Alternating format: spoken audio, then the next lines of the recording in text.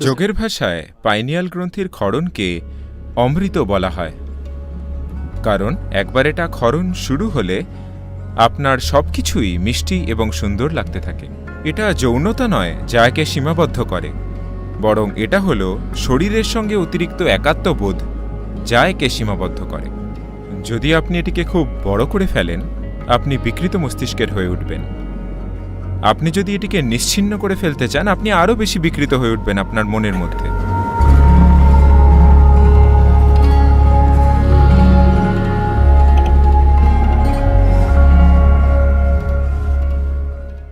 বিরানব্বই বছর বয়স্ক একজন মানুষ তার ডাক্তারের কাছে নিজের পুরো মেডিকেল চেক আপ করতে গিয়েছিলেন। তাকে পরীক্ষা করে বললেন, হে ওল্ড বয়, আপনার বয়স অনুযায়ী আপনি খুব ভালো আছেন, আপনার সবকিছু একদম ঠিক আছে। কিন্তু লোকটি জিজ্ঞাসা করলেন, ডাক্তার, আমার যৌন জীবনের কি হবে?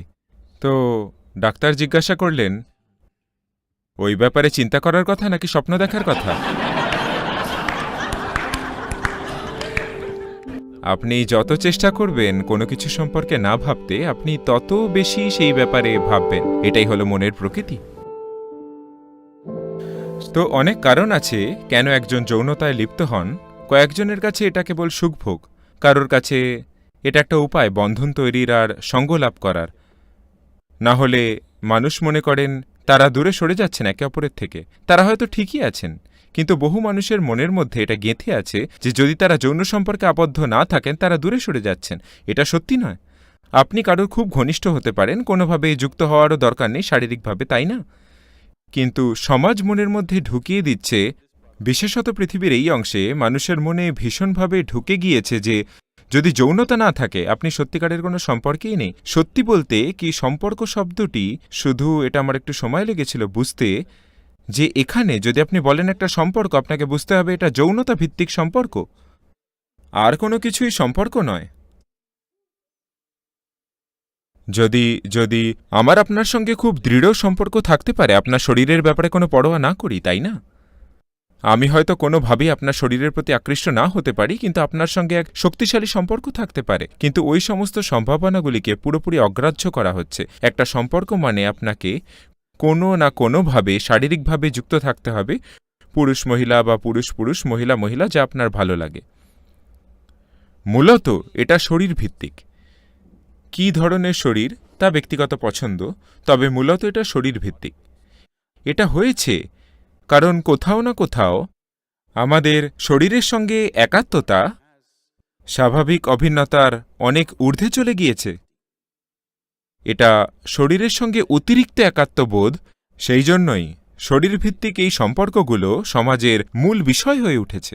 যিনি নিজের শরীরের সঙ্গে খুব বেশি একাত্ম, স্বাভাবিকভাবেই তিনি কামতাড়িত, কারণ সেটাই তার জানা সর্বোচ্চ বিষয়। অনেক উপায় আছে, আমরা আপনাকে এর থেকেও আরও অনেক বড় কিছুর সন্ধান পাবার জন্য প্রস্তুত করতে পারি। একবার আপনি আরও ভালো কিছু স্বাদ পেলে আমার আপনাকে বলতে হবে না এটা ছেড়ে দিন বা ওটা ছেড়ে দিন, এমনিতেই ছেড়ে যাবে, তাই না? নির্দিষ্ট কিছু সাধনার পথ আছে যা যৌনতার থেকেও অনেক বেশি তীব্র, যা যৌনতার থেকেও আরও বেশি পরমানন্দের। একটা স্তরে যদি আপনি এটা দেখেন, যোগের সমস্ত মাত্রাগুলি কোনো না কোনোভাবে পরিণামে পাইনিয়াল গ্রন্থিকে সক্রিয় করে তোলার চেষ্টা করছে, কারণ একবার এটির ক্ষরণ শুরু হলে আপনার সবকিছুই মিষ্টি ও সুন্দর লাগতে থাকে। এটা এক পরিপূর্ণ আভ্যন্তরীণ আনন্দ সৃষ্টি করে, যার কাছে বাইরের সমস্ত সুখ ছেলে খেলার মতো দেখতে মনে হয়। সেই কারণেই যোগীরা শুধু চোখ বন্ধ করে বসে থাকেন। এই কারণে নয় যে তারা সুখের বিরোধী, তারা সব ক্ষুদ্র সুখের বিরোধী, এটাই যা। তো সম্ভবই একটা ব্যাপার যা ঘটে তা হল এটি পাইনিয়াল গ্রন্থির ক্ষরণকে প্রচুর পরিমাণে উত্তেজিত করে, যা আপনাকে সারা দিন ধরে এক বিশেষ ধরনের মিষ্টতায় সিক্ত করে রাখে। এ আপনাকে বিশেষ এক ধরনের আনন্দময়তা ও ভাবাবেশের অবস্থায় রাখে, কারণ পাইনিয়াল গ্রন্থিটি সক্রিয়। এটা আপনার শারীরবৃত্তীয় প্রক্রিয়ার একটি দিক যা আপনার চৈতন্যের খুব কাছাকাছি। বাকি শারীরবৃত্তীয় প্রক্রিয়া শুধু বেঁচে থাকার জন্য, কিন্তু পাইনিয়াল গ্রন্থি আপনার শারীরবৃত্তীয় প্রক্রিয়ার একটা দিক যা ভৌত জগতের সীমানা অতিক্রম করার খুব কাছাকাছি।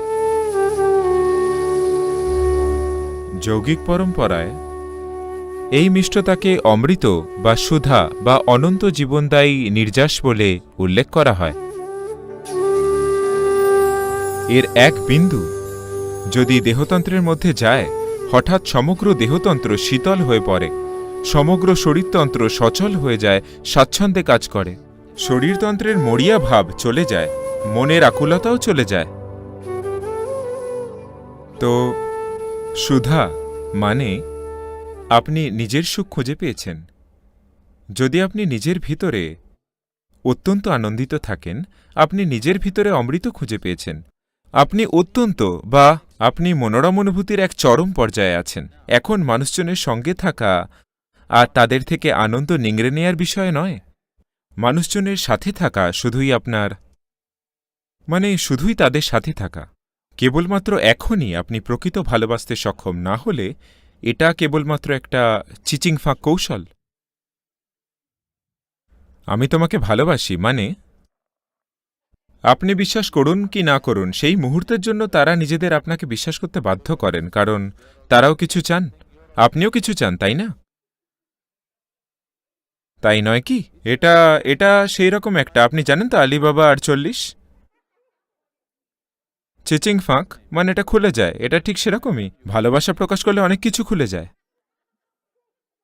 এখন এটা করে আমি বলছি না এটা ঠিক বা ভুল, মানুষ এভাবেই জীবন পরিচালনা করেন, এর মধ্যে কিছুই নেই, কিন্তু এটা করে আপনার মধ্যে ভালোবাসার প্রবল অনুভূতিকে জানার সত্যিকারের সম্ভাবনাটি হারিয়ে যায়। আপনি এখানে ক্রমাগত খুঁজছেন এই মানুষটির থেকে আমি কি পাবো, ওই মানুষটির থেকে আমি কি পাবো। এটা একটা প্রতারণা, একে বলে প্রণয় ঘটিত ব্যাপার, কিন্তু এটা একটা প্রতারণা। কিন্তু আপনি যদি নিজে নিজে অত্যন্ত আনন্দিত থাকেন যখন আপনি মানুষজনের সাথে আছেন, এটা আপনার আনন্দকে ভাগ করে নেয়ার ব্যাপার। এটা এই ব্যাপার যে তারা যদি স্পর্শ না পেয়ে থাকেন, কোনো না কোনোভাবে এর মাধ্যমে তাদের স্পর্শ করা আপনি তাদের থেকে কি নিংড়ে নিতে পারেন তা দেখার বদলে আপনার জীবনের পুরো ভিত্তিটাই বদলে যাবে।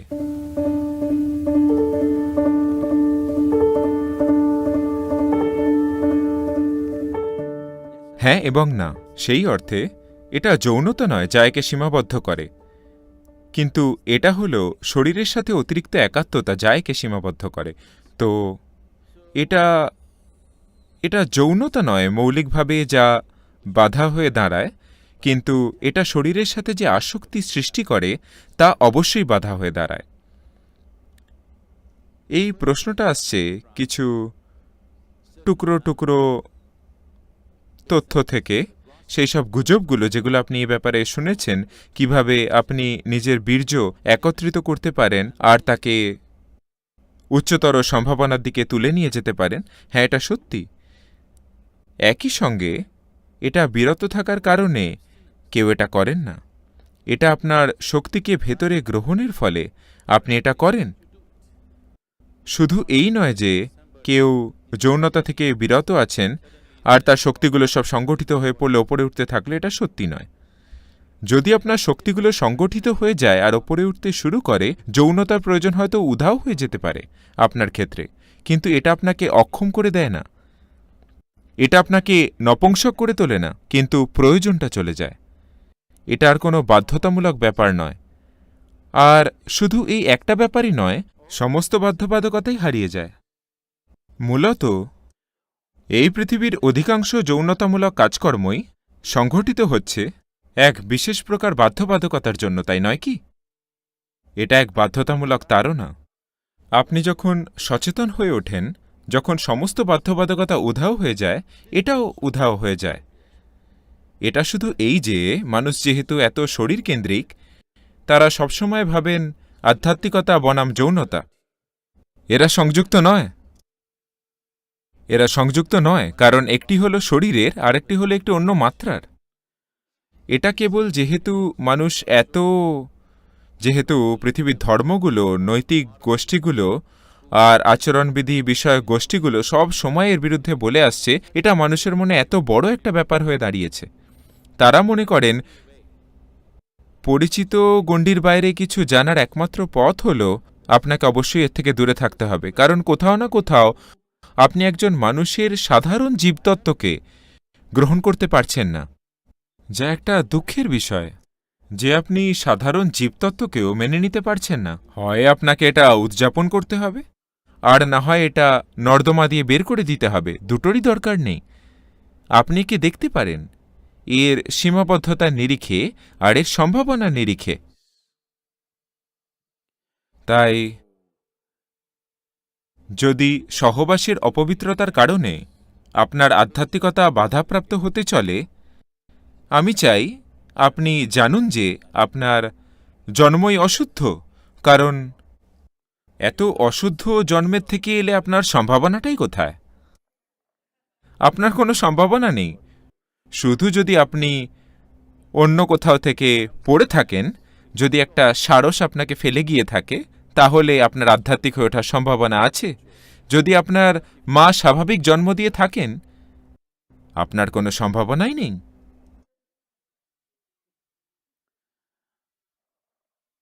একটা 6 বছরের মেয়ে স্কুল থেকে বাড়ি ফিরে এলো এবং জিজ্ঞেস করল, মা, আমার কিভাবে জন্ম হয়েছিল? মা লজ্জিত হয়ে পড়লেন। তিনি বললেন, একটা সারস তোমাকে ফেলে দিয়ে গেছিল। সে বলল, ঠিক আছে। সে এটা লিখে রাখল, মা, তোমার কিভাবে জন্ম হয়েছিল? আমাকেও একটা সারস ফেলে দিয়ে গেছিল। মা, দিদিমার কিভাবে জন্ম হয়েছিল? ওনাকেও একটা সারস ফেলে দিয়ে গেছিল। তখন মেয়েটা খুব গম্ভীর হয়ে গেল এবং সে নিচে বসে পড়ে হোমওয়ার্কে কিছু লিখতে লাগল। তখন মা একটু অস্বস্তি বোধ করতে লাগলেন। তিনি তার রান্না শেষ করলেন। ততক্ষণে মেয়েটা হোমওয়ার্ক শেষ করে খাতাটা ফেলে চলে গেছিল। তিনি গিয়ে পড়তে লাগলেন। তো রচনাটা ছিল বংশতালিকা নিয়ে। তো মেয়েটা লিখেছিল, 3 প্রজন্ম ধরে আমাদের পরিবারে কারোরই স্বাভাবিক জন্ম হয়নি।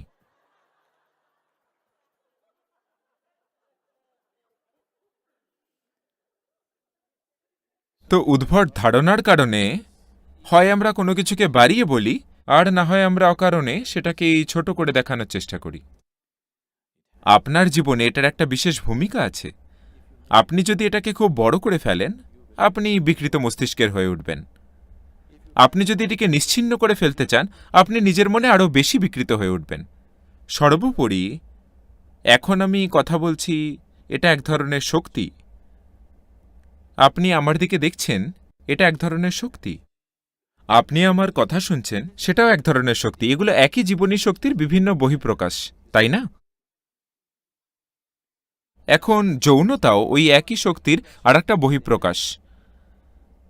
এখন একজনকে সিদ্ধান্ত নিতে হবে তার কতটা শক্তি কোন দিকে তিনি খরচ করতে চান, কারণ সর্বোপরি আপনি এক সীমিত পরিমাণ শক্তি, তাই না? দেখুন, এটা ঠিক এরকম, আপনার একটা রোজগার আছে। ধরা যাক আপনার মাসিক $5,000 আছে। বাড়ি ভাড়ার জন্য কত, খাওয়ার জন্য কত, পড়াশোনার জন্য কত, শুধু মজা করার জন্য কত, ছুটি কাটানোর জন্য কত আপনি ভাগ করেন। কাল সকালে আপনি আপনার বেতন পেলেন, সন্ধেতে আপনি বাইরে গিয়ে সব উড়িয়ে দিলেন। এখন পরের মাসটায় অসুবিধা হতে চলেছে, তাই না? অবশ্যই আপনার কাছে ক্রেডিট কার্ড আছে, কিন্তু আপনার জীবনের সবকিছু, আপনি যদি নিজের জীবন সংবেদনশীলভাবে পরিচালনা করেন, তাহলে আপনার বোধ, আপনার প্রয়োজন আর আপনার সামর্থ্য অনুযায়ী আপনার জীবনের সবকিছুই ভাগ করা আছে, তাই নয় কি? হ্যাঁ, আপনার টাকা পয়সা, সময়, শক্তি সবকিছু কি বরাদ্দ নয়? যেরকম পছন্দ করেন সেভাবে। এটাও হলো একই ব্যাপার। এর কতটা? প্রথমত, এর কি আপনার প্রয়োজন আছে, নাকি আপনি এটা করছেন কারণ সমাজ আপনার মাথায় এটা ঢুকিয়ে দিয়েছে? যদি প্রয়োজন থাকে, আমি যদি আপনাকে থামতে বলি, আপনি বিকৃত হয়ে যাবেন, কারণ এই সবকিছু আপনার মাথার মধ্যে চলতে থাকবে। আপনাকে যদি কেউ বলে আপনাকে এটা করতেই হবে, আপনি যদি এটা না করেন আপনি স্বাভাবিকই নন, আরেক ধরনের বিকৃতি আসবে। দুটোর কোনোটারই দরকার নেই। সর্বোপরি আপনি কোনো পুরুষ বা মহিলার দিকে যাচ্ছেন না, আপনি একটি বিশেষ স্তরের মনোরম অনুভূতির দিকে যাচ্ছেন। তো একবার আপনি একটা বিশেষ স্তরের মনোরম অনুভূতির অভিজ্ঞতা লাভ করলে আপনি কি এর আরও গভীরে খনন করতে চাইবেন না? কারণ যে অনুভূতি আপনার হয়েছে, হয়তো অন্য মানুষটিকে ব্যবহার করেছিলেন, এই মনোরম অনুভূতিটি আপনার মধ্যে হয়েছিল, তাই না? তো যাই হোক না কেন, মনোরম অনুভূতিটি আপনার মধ্যে হচ্ছে, অন্য আরেকজন শুধু উন্মুক্ত করার এক চাবি মাত্র। আপনি কি চাইবেন না এই চাবিটিকে নিজের হাতে রাখতে? হ্যাঁ, যে আপনি এভাবে বসেন, আপনি একদম পুরো মাত্রায় আছেন, আপনার কাউকে দরকার নেই। না, দেখুন, যে কোনো কিছু আপনার জীবনে যা কিছু হয়, আনন্দ, টাকা পয়সা, ভালোবাসা, এটা ওটার জন্য কোনো ব্যাপার নয় কি? যা কিছুর জন্য যে মুহূর্তে আপনি অন্য একজনের প্রতি নির্ভরশীল হয়ে গেলেন, কেউই এই পৃথিবীতে ঠিকঠাক নির্ভরযোগ্য নয়, তাই নয় কি? আমি সব জায়গায় এই অভিযোগগুলো শুনে থাকি। কিছু মানুষ, সাধারণত মহিলারা, অভিযোগ করতে থাকেন তাদের স্বামীরা অতিরিক্ত শারীরিক। কিছু মহিলা অনবরত অভিযোগ করেন, ও আমায় আঙুল দিয়ে ছুঁয়েও দেখে না। যা কিছুই হোক না কেন, এটা একটা সমস্যা, কারণ এটা কখনোই হবে না আপনি যেরকমভাবে চান সেরকমভাবে। যতক্ষণ পর্যন্ত আরেকজন ব্যক্তি জড়িত, কোনো কিছুই কখন 100% আপনি যেভাবে চান সেভাবে ঘটবে না। এটা এমন নয় কি? হ্যাঁ কি না? এটা কখনোই হবে না। কোনো ব্যাপার না যদি আপনি একজন দেবতার সাথেও বিয়ে করেন, তা সত্ত্বেও এটা হবে না, যতক্ষণ অবধি আপনার থাকার ধরন, আপনার আনন্দ এবং সুখানুভূতির বোধ অন্য ব্যক্তির ওপর নির্ভরশীল। আপনি সবসময় কোনো না কোনো অভিযোগ করবেন। এটা কোনো ব্যাপার নয় যে সে অন্য ব্যক্তিটি কতটা চমৎকার। তো এই প্রেক্ষিতে মানুষজন হয়তো কৌমার্যের কথা বলে থাকতে পারেন, কারণ তারা বলেছিলেন কিছু সময় বিরত থাকুন। এর কারণ হল, কারোর থেকে আনন্দ নিংড়ে নিতে আপনাকে নানা রকম ছলাকলা করতে হবে। এটা সহজে হয় না। একে বলা হয় কোর্টিং বা প্রণয় ভিক্ষা।